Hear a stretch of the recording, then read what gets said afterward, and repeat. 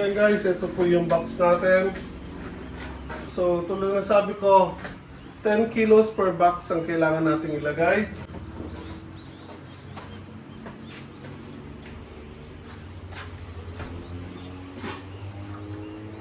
So meron tayong timbangan dito. And itimbangin natin sila. So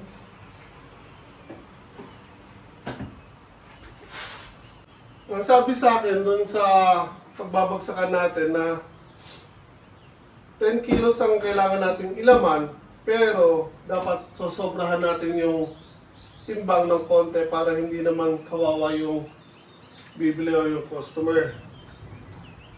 So again, for now, timbangin natin sila. And tingnan natin kung gaano karami ang ilalaman ng 10 kilos. Dahil masyadong malalaki itong mga ito.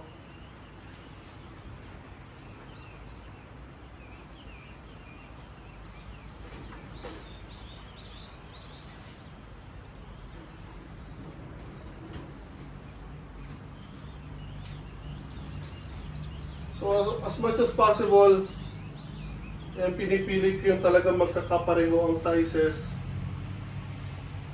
Para syempre pagbukas nila ng kahon, ay kita nila na pare-pareho sila ng laki.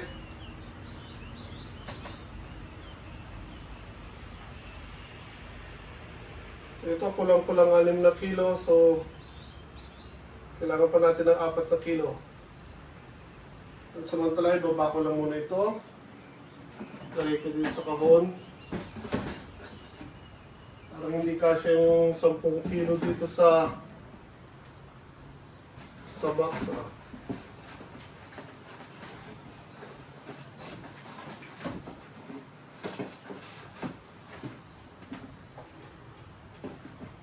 Kailangan din natin silang ilagay ng maayos sa box. Hindi masyadong mahigpit or masikip. Para hindi sila ma-damage sa paghahakot sa kanila. Hindi kasyang 10 kilo dito guys.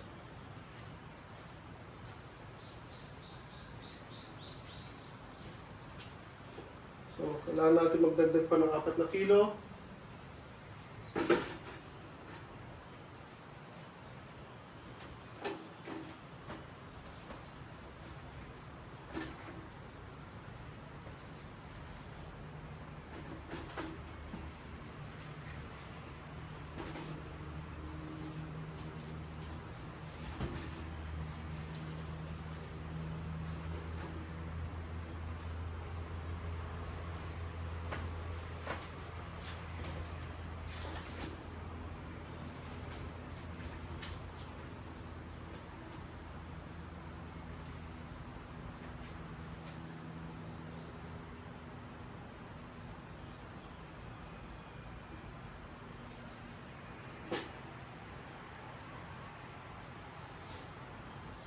So, kulang-kulang 4 na kilo at kalahati.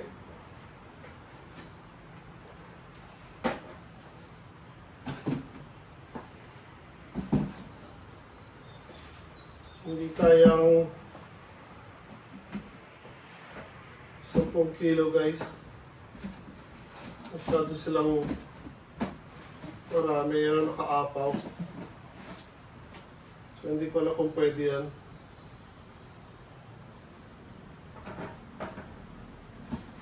So, hiwalay ko lang muna to.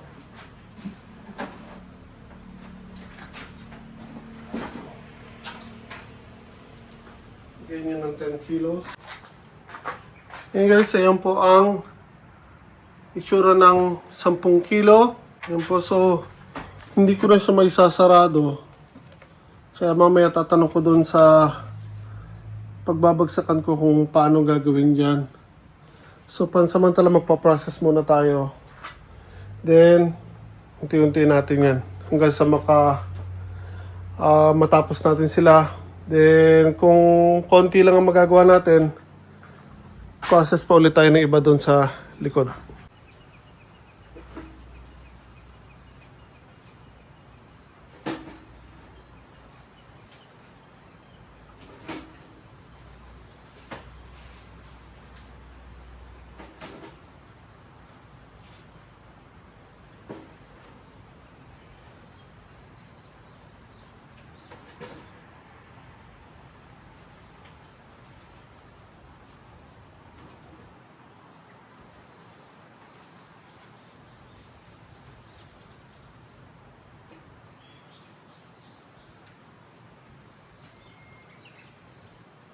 So medyo malambot tong isa, kuwalay natin.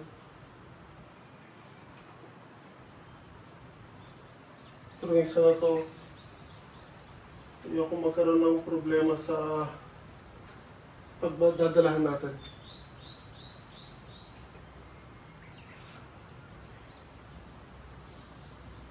Ano, natutuyo pa lang kasi yung iba.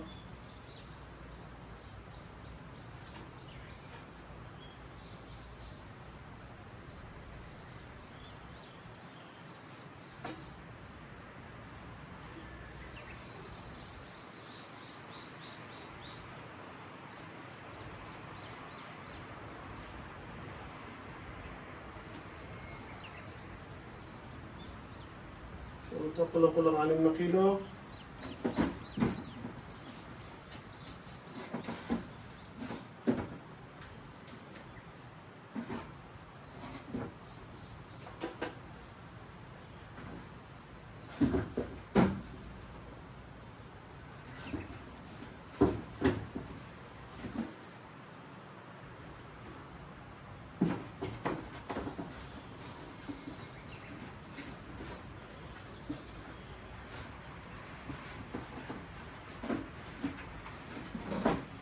So for the first time na makakapasok sa channel ko, again, nandito po tayo sa Japan. And nagtatry po tayong mag-gardening dito. Subukan natin kung papalari tayo sa ginagawa natin.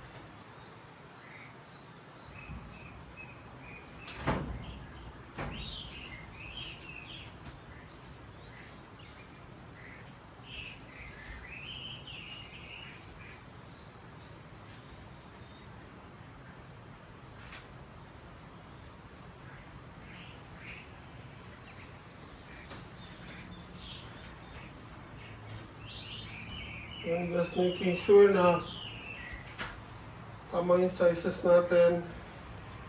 Kagabi kasi late na, hanggang 8 PM yata nag-segregate ako, kaya yan, medyo may mga napasama na ako dito sa iba.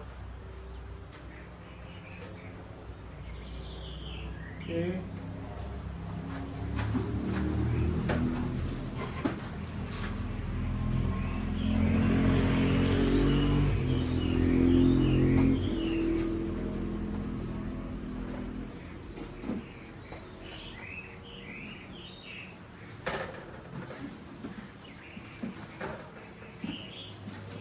Katulad dun sa isa, yan, hindi rin na halos may sasarado itong isa na to. Tulo na. So next, dito naman tayo. Okay, later tatanong natin kung paano ang sizes na mangyayari dyan.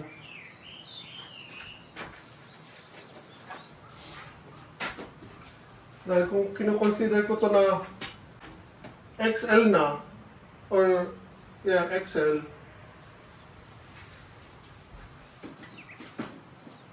paano yun? Triple XL? Ito, large. Pero kung tutusin nyo, ito large. Malalaki rin kasi ito eh. Dapat itong medium, di ba? Eh, medyo nalilito ako, kaya gagawin ko, ibabox ko lang sila na ibabox. Then, later ko na lang susulatan sa sizes pagdating doon sa Ichiba.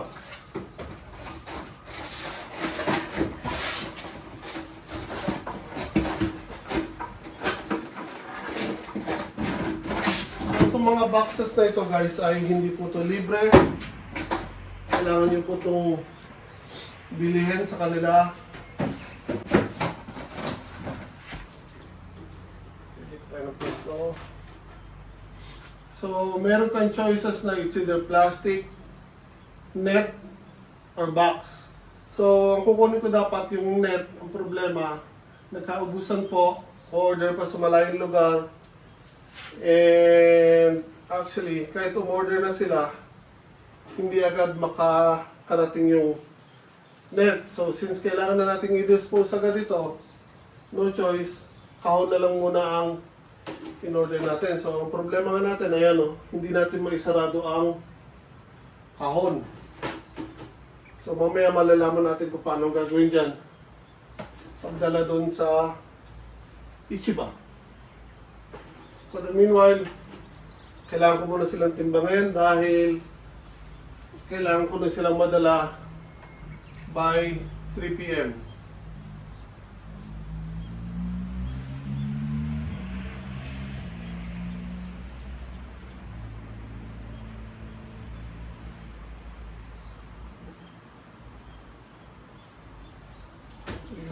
Look.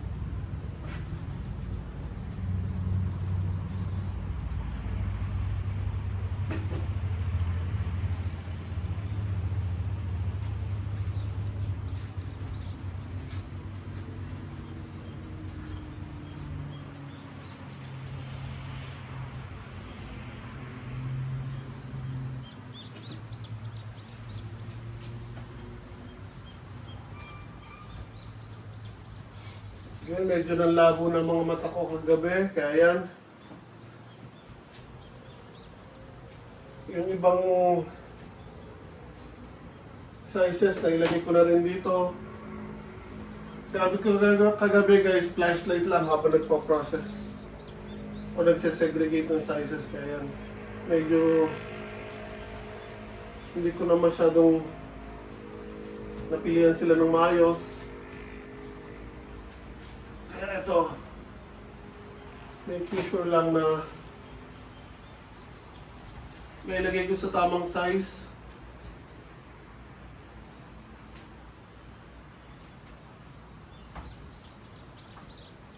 Maigpit kasi dito guys, kaya iiwasan natin magkaroon ng problema. Lalo na first time pa lang natin magdadala sa kanila. So ayaw natin masira.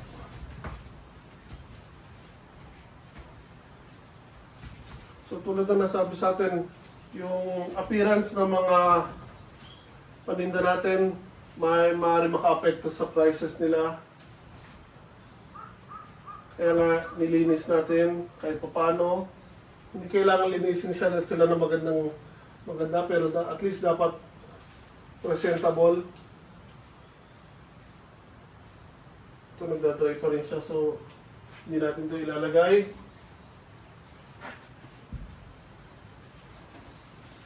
Kailangan kasi at least 1 month mahigit talaga ang drying stage nila guys. So hindi pa sila totally dry. Kaya yung iba yan, medyo malambot pa yung balat, and nung hinarvest ko sila, hindi naman actually sabay-sabay. So may mga araw at linggo na pagitan bawat harvest natin dahil pag vacant lang tayo or bakante tayo nakakapag-harvest. Pasok na rin ito dito.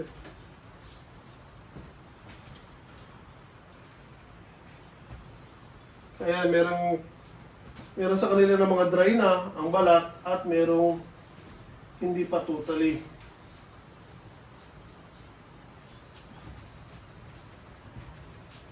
So ito yung nahanap ko lang medyo malaki ng konti.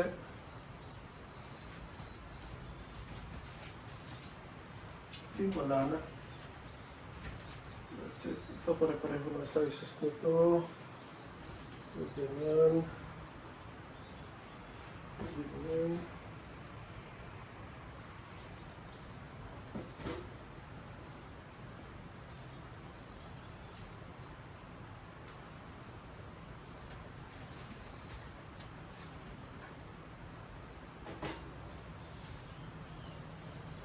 Yun na yung best na magagawa ko para sa kanila.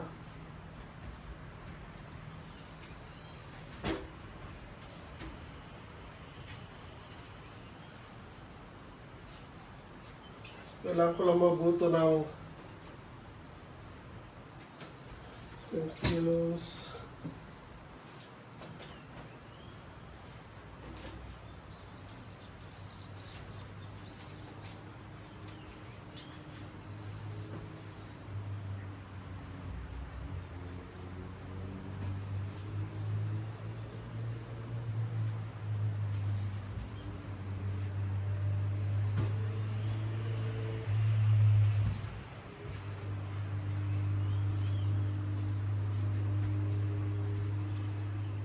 Hirap pamili guys.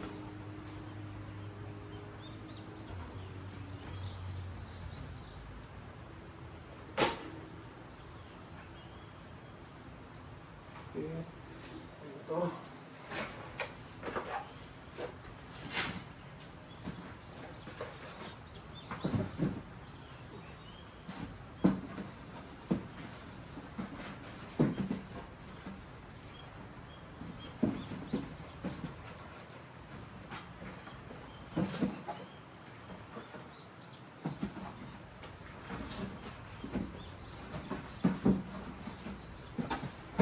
Ayan, same thing, hindi masyado mo isara.